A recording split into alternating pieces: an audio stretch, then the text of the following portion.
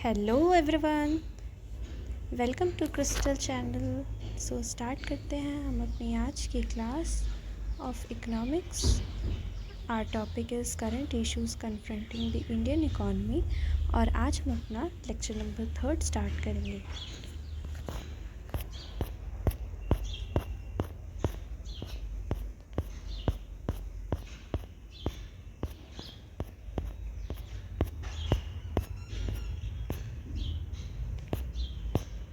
So last class में we had discussed about the human capital formation and its in economic development, like productivity improvement, economic competitiveness get increased, it attracts the investment, foster innovation, participate effectively in the global economy, poverty reduction. How human capital development helps to reduce the poverty. It equips the individual with the skills needed for the better employment opportunity and income generation, and it also improves the status of health and education, contribute to breaking the cycle of intergenerational poverty. Now फिर हमने discuss किया था कि social development में भी इसका बहुत बड़ा कंट्रीब्यूशन है। आज हम पढ़ेंगे रूरल डेवलपमेंट्स के रिगार्डिंग। तो today we will start from our topic rural development और उसमें क्या की प्रॉब्लम्स होते हैं रूरल एरियाज़ में, रूरल डेवलपमेंट में। So first of all let's start with the key problems. First is poverty. Rural areas often face higher level of poverty. So in rural areas we see that there are high level of poverty due to the limited economic opportunities, lack of access to education, healthcare and inadequate infrastructure. So due to the lack of education, healthcare and proper infrastructure, what happens? The people get poor in rural areas.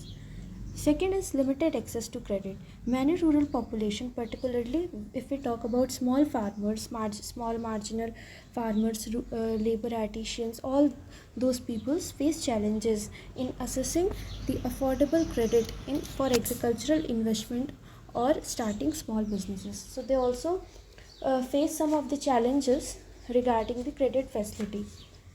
तो ये एक दूसरा limitation है. Third is infrastructure deficiencies. Inadequate infrastructure including roads, electricity, communication network. क्योंकि infrastructure भी proper नहीं है, इनएडिक्वेट है, जैसे कि रोड, इलेक्ट्रिसिटी, कम्युनिकेशन नेटवर्क, ये सारे उतने वेल वर्स्ड नहीं हैं. तो ये हिंडर करते हैं इकोनॉमिक एक्टिविटीज़ में. जो भी वहाँ पे लोग इंडिविजुअल्स अपने वर्कआउट करेंगे और कैसे बिजनेस मैनेज करेंगे, एंड इम्पीड करते हैं रूरल डेवलपमेंट के लिए. नाउ की problems in rural development: under employment and unemployment. So there is a big distinction between underemployment and unemployment. If I talk about unemployment means people or individuals are not employed. They spend their leisure times. Okay, so rural areas may suffer a high level of unemployment and underemployment, leading to economic instability and migration to urban areas. तो होता कुछ ऐसा है, क्योंकि rural areas में unemployment का rate ज़्यादा होता है, तो यहाँ पे इकोनॉमिक इंस्टेबिलिटी रहती है. इंस्टेबिलिटी मीन्स कि इकोनॉमी इतनी स्टेबल नहीं होती है, जिसकी वजह से व्हाट हैपन्स कि लोगों को माइग्रेशन करना पड़ता है, अर्बन एरियाज़ में जाके अपना सर्वाइवल करना होता है.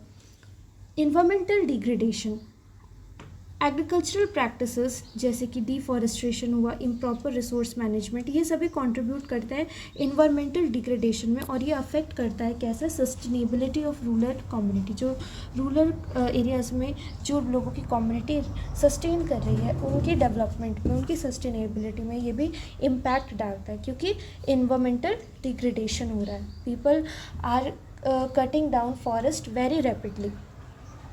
तो ये भी एक मेन रीज़न है जो कि हम देखते हैं रूरल एरियाज़ में एज अ की प्रॉब्लम सामने आता है. उसके बाद फाइनेंसिंग और मार्केटिंग चैलेंजेस. तो कुछ फाइनेंस और मार्केटिंग रिलेटेड इश्यूज़ भी होते हैं. फॉर एग्जांपल फाइनेंस के लिए लिमिटेड एक्सेस है. अब व्हाट हैपन्स कि small farmers are not so much educated, so they face difficulty in obtaining loans and financial services. Restrict करते हैं उसकी एबिलिटी को कि वो इन्वेस्ट करे मॉडर्न एग्रीकल्चर प्रैक्टिस में एंड अपनी एक्टिविटीज़ को डाइवर्सिफाई करे.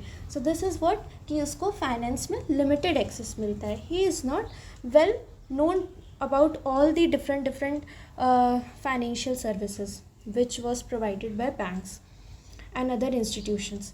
फिर आता है प्राइस वॉलेटिलिटी. प्राइस वॉलेटिलिटी में फ्लक्चुएशंस जो होते हैं कमोडिटी प्राइसेस में हमें देखने को मिलते हैं और ये इम्पैक्ट करता है इनकम ऑफ रूरल प्रोड्यूसर. तो रूरल प्रोड्यूसर्स जो रूरल एरियाज़ में जो प्रोड्यूसर्स हैं, those who are producing goods and services, उनकी इनकम को ये इम्पैक्ट करता है, क्योंकि प्राइस में भी price is such a volatile component. इसमें क्या है, फ्लक्चुएशंस हो रहे हैं. So lack of market information, हम कह सकते हैं कि मार्केट इनएडिक्वेट इंफ्रास्ट्रक्चर होने की वजह से या फिर मार्केट इन्फॉर्मेशन प्रॉपर ना होने की वजह से प्राइस वॉलेटिलिटी हो जाती है. थर्ड जो हमारा इशू होता है वो है inadequate marketing infrastructure. And we can see that कि पुअर स्टोरेज फैसिलिटी है, storage facility is not so much good, it is poor. So poor storage facility, then उसके बाद transportation network, market information system, ये सभी चीज़ें क्या करती हैं, हिंडर करती हैं marketing of agricultural products, limiting farmers income. So due to the lack of proper storage facility, transportation network, market information system, all these hinders the efficient marketing of agriculture products. जो produced goods और services है उसकी proper marketing नहीं हो पा रही है. तो ये सारे factors जो हैं वो affect करते हैं. आगे बढ़ते हैं कोऑपरेटिव इन्वॉल्वमेंट. तो कोऑपरेटिव इन्वॉल्वमेंट क्या है कि कोऑपरेटिव्स का भी यहाँ बहुत ही इंपॉर्टेंट रोल होता है रूरल डेवलपमेंट में. ये रिसोर्सेज को पुल आउट करते हैं एंड क्रेडिट प्रोवाइड करता है, इम्प्रूव करके marketing capability and promoting the collective decision making.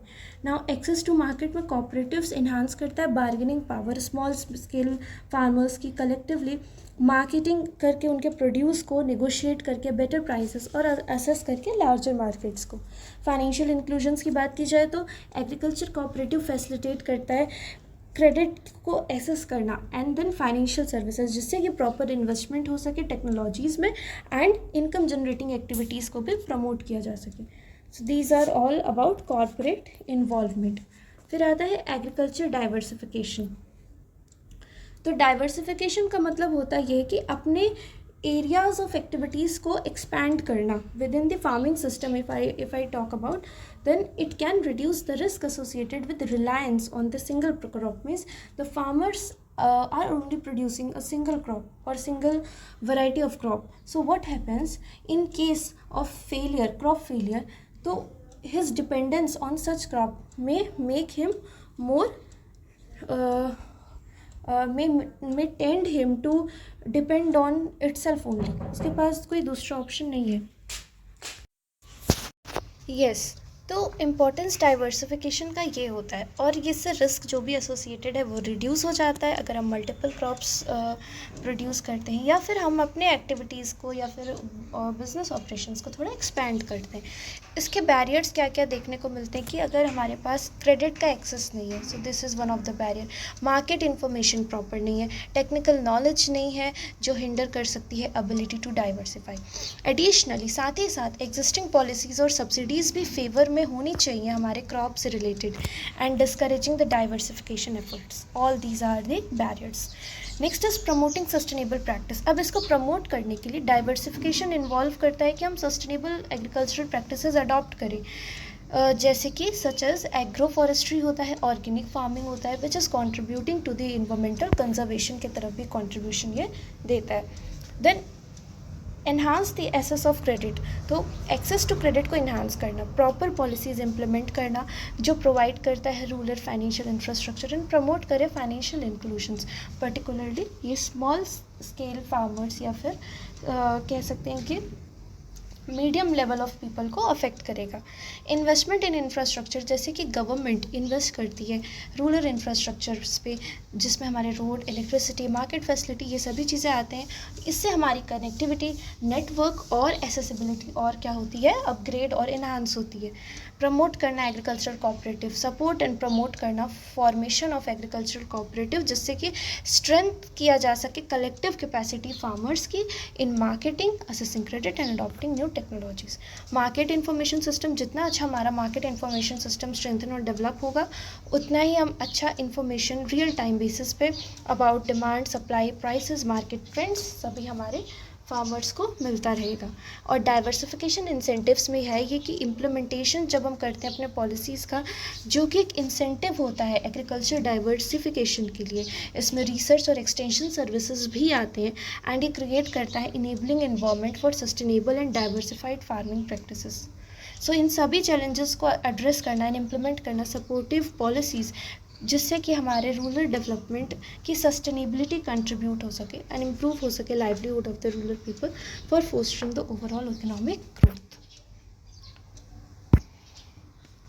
So this is the end of the session.